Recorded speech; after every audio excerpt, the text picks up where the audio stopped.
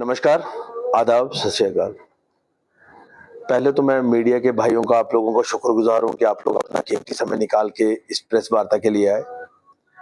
आज की जो प्रेस वार्ता है, ये 3-4 मुद्दों पे है और सबसे बड़ा जो मुद्दा है, जैसे कि मेरे साथ बैठे हुए जो शख्स हैं, आप इनको जानते हैं, सैफुल्लाह खान, सैफुल्लाह फारूक। आज इन्होंने नेशनल डेमोक्रेटिक पीपल पार्टी का हाथ थामा है और आप लोग जानते हैं कि ये बहुत समय पहले, बहुत टाइम पहले इन्होंने गन उठाई थी, टेररिज्म के साथ वाबस्ता रहे। टेररिज्म में इन्होंने क्या किया कि उसके बाद इन्होंने जेल काटी, जेल काट के, सजा काट के आज नॉर्मल लाइफ जी रहे हैं। तो उसके बावजूद भी कुछ ऐसी चीजें हैं जिनसे ये महरूम हैं, जैसे कि इनके पासपोर्ट नहीं बनते, इनको बाकी चीजों की फैसिलिटीज नहीं है। तो हम उस चीज के लिए भी आवाज उठाएंगे और सरकार को बोलेंगे कि ठीक है, अगर इनको कम से कम अगर चीजें नहीं मुहैया करवाई जा रही, इनको मत दीजिए, कम से कम इनके परिवार को। ऐसे कई लोग हैं, ऐसे कई परिवार हैं, ऐसे कई लोग हैं जिन्होंने उस समय गुमराह होके, इस समय क्या सोच के, उनकी क्या सोच थी उस समय की, और जहां गुमराह होके, जहां लोगों के किसी बहकावे में आके, या किसी के पीछे चल के, तो वो करके तो इन्होंने गन तो उठा ली। तो आज अगर ये लोग अच्छे रास्ते पे एक मेन स्ट्रीम में आके इलेक्शन लड़ना चाहते हैं, मेन स्ट्रीम में आके लोगों के साथ चलना चाहते हैं, तो सरकार भी इनका साथ दे और इनके परिवार को कम से कम वो चीजें मुहैया करवाए जिनके से ये महरूम है। जैसे पिछले दिनों मेरी जब इनसे बात हुई, तो इनकी बच्ची फॉरेन पढ़ने जाना चाहती थी एमबीबीएस के लिए, पासपोर्ट ना होने के कारण वो बच्चा पढ़ नहीं पाया। तो वो अफसोसजनक है, वो अपने बाप को भी कोसेगी पूरी जिंदगी और हिंदुस्तान की हुकूमत को भी कोसेगी कि ठीक है, मेरे बाप ने गलती की, उसकी सजा मुझे मत दीजिए। तो हम उस चीज के लिए ये बोलेंगे कि आने वाले समय में इस पे हमारी सरकार जो है वो एक नजर रखे और इसके ऊपर सोच विचार करे, और ऐसे लोग जो भी इस तरह से मेन स्ट्रीम में आना चाहते हैं, हम उनका स्वागत करेंगे। हम उनको चाहेंगे कि वो हमारे साथ आके अच्छे से लोगों की सेवा करने के लिए, उन्होंने जो गलतियां की हैं उसकी वो सजा भुगत चुके हैं। अगर सजा, क्या होता है घर में भी, अगर बच्चा कोई गलती करता है, माँ बाप उसको सजा देते हैं, बाद में लाड़ प्यार भी वही लगाते हैं। तो वैसे ही हिंदुस्तान की हुकूमत ने भी यही करना चाहिए, हमारी सरकार ने यही करना चाहिए। इन्होंने अगर गलतियां की और सजा काट ली है, तो अब कम से कम इनको अपने हक देने चाहिए।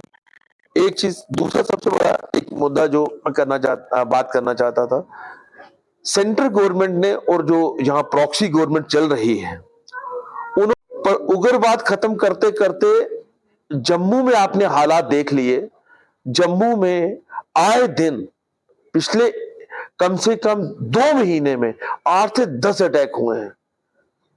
संख्या दी थी इन्होंने 114 की, उसके बाद मार दिए कम से कम 200 से ऊपर।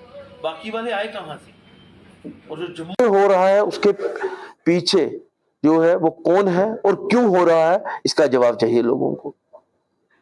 और जो इलेक्शन का वादा किया था, और एक सुप्रीम कोर्ट, माननीय सुप्रीम कोर्ट ने एक टाइम फ्रेम अगर दे रखा है, तो उस टाइम फ्रेम के अंदर वो इलेक्शंस होने चाहिए। सभी पार्टियां, चाहे जम्मू कश्मीर की, मैं सभी पार्टियों को बोलूंगा, अब बीजेपी तैयार है या नहीं है वो बीजेपी जानती है, पर मेरे ख्याल से बाकी जितनी पार्टियां हैं वो सारी इलेक्शंस के लिए तैयार हैं। अगर आप इलेक्शन करवा सकते हैं तो असेंबली, एक चीज की जो प्रॉब्लम है पानी की, और लोगों को बिजली की बहुत दिक्कत है। पिछले दिनों मैं डाउनटाउन में किसी काम से गया था, तो कि दुकानदार से मिला, तो उसने मुझे बताया कि बिजली की बहुत दिक्कत है। स्मार्ट मीटर लगने के बावजूद, स्मार्ट मीटर कि आप जब बिल पूरा लेते हो, सब कुछ लेते हो, तो उसके बावजूद भी आप लोग बिजली मुहैया नहीं करवा पा रहे हो, पानी नहीं दे पा रहे हो। कश्मीर जैसी जगह में अगर आप पानी नहीं दे पा रहे हो, तो इसका कसूरवार कौन है? बाकी मैं सैफुल्लाह भाई से बोलूंगा कि आप कुछ 2 लफ्ज बोलिए, आज आपने एनडीपीपी का हाथ थामा है। शुक्रिया अदा करूंगा कि आप लोग इस बरसात के मौसम में यहाँ तशरीफ़ लाए और हमारी हौसला अफजाई की, और मैं शुक्रगुजार हूँ अपने प्रेसिडेंट साहब का कि इन्होंने मुझे इस काबिल समझा कि अपनी पार्टी के साथ जोड़ा।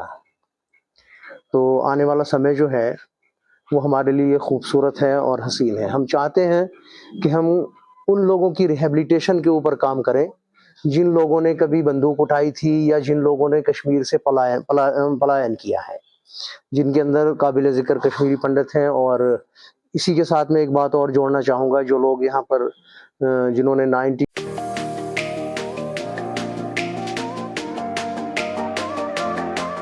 अब आ गया है ईवीको, एक ऐसा L5 इलेक्ट्रिक ऑटो जो करेगा आपकी हर समस्या का समाधान और देगा हर ऑटो को मत। जी हाँ, ई राइड है एक ऐसा इलेक्ट्रिक ऑटो जिसमें ड्राइवर सहित 7 लोगों के आराम से बैठने की जगह है, जबकि 6 सवारी बिठाना भी है अलाउड। 10,000 वॉट की पावरफुल मोटर चढ़ जाएगी खड़ी चढ़ाई। 17 किलोवाट की 230 AH की बैटरी देती है 150 किलोमीटर से भी अधिक की माइलेज, वो भी 3 साल की वारंटी के साथ, क्योंकि इसमें लगा है एडवांस बैटरी मैनेजमेंट सिस्टम। जबकि बैटरी चार्ज करने के लिए है एक इजी होम चार्जर। उबड़ खाबड़ सड़कों के लिए मजबूत शॉकर, सस्पेंशन व बड़े टायर।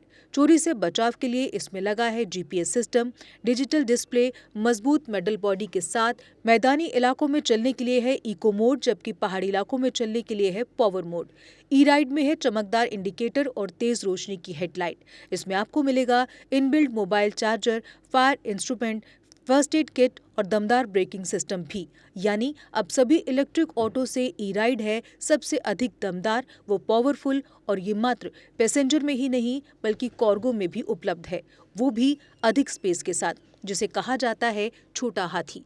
तो देर किस बात की, आज ही आएं और ले टेस्ट राइड। हमारा पता है Jammu HEVs private limited, yard number 6, plot number 37, transport Nagar, main street, Jammu. Mobile number 9780868883, 9070770000। Jammu Kashmir की खबरों के लिए जुड़े रहिए JK अपडेट के साथ।